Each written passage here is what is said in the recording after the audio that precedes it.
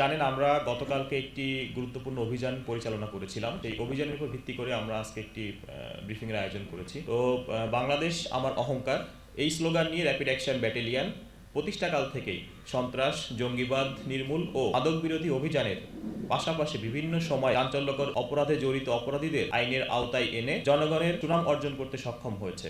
আগামী জাতীয় নির্বাচনকে সামনে রেখে আইন শৃঙ্খলা নিয়ন্ত্রণে, অবৈধ অস্ত্র উদ্ধার ও শীর্ষ সন্ত্রাসীদের গ্রেপ্তারের জন্য র্যাব দেশব্যাপী সাঁড়াশি অভিযান পরিচালনা করে আসছে।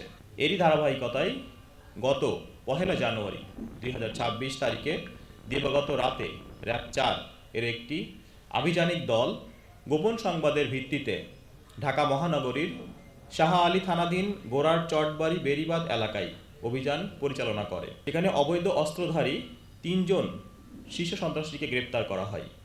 পরবর্তীতে পল্লবী থানাধীন লালমাটি উচ্চ বিদ্যালয় সংলগ্ন এলাকা হতে তাদের দেয়া তথ্য মতে আগ্নেয়াস্ত্র উদ্ধার করা হয়।